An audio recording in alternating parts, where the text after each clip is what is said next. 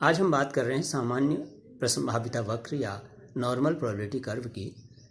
Characteristics या विशेषताओं के बारे में। सबसे पहली विशेषता ये है कि यह वक्र घंटाकार होता है या बेल शेप्ड होता है और मध्य वाले भाग में अधिकतम अंक होते हैं और फिर मध्यमान से जैसे जैसे बाईं और दाईं तरफ बढ़ते हैं तो अंकों का आकार और विस्तार एक निश्चित क्रम में धीरे धीरे कम होने लगता है।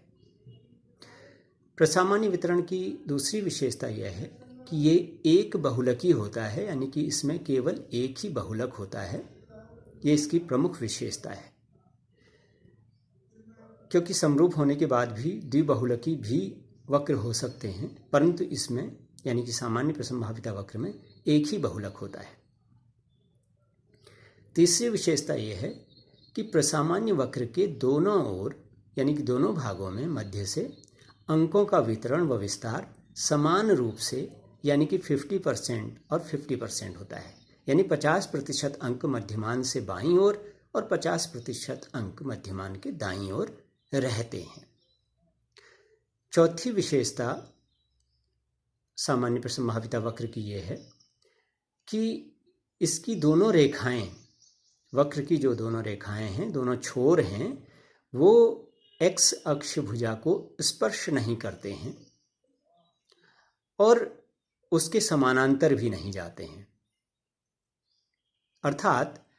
ये दोनों ही वक्र के छोर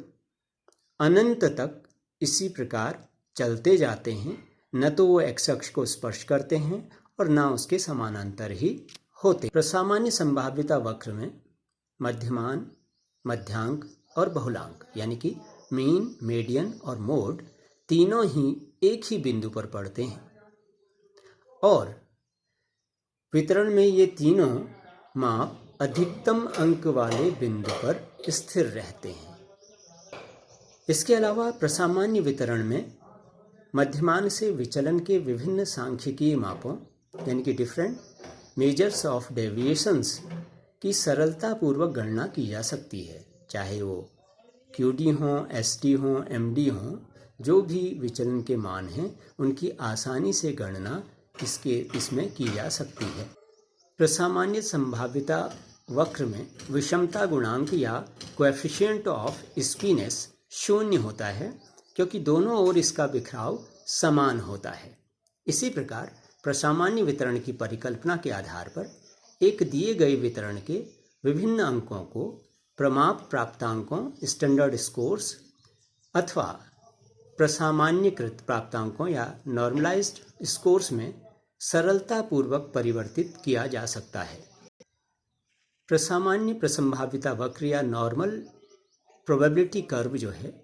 वो एक सैद्धांतिक कल्पना है, एक थ्योरेटिकल एजम्पशन है ये। अतः एक बड़े प्रतिदर्श या सैंपल के वितरण के संबंध में सामान्य प्रसंभाव्यता का सिद्धांत एक वैज्ञानिक पद्धति का अनुसरण करता है,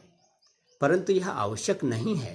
कि बड़े प्रतिदर्श का वितरण पूर्णतः प्रसामान्य प्रसंभाव्यता के सिद्धांत के समरूप हो।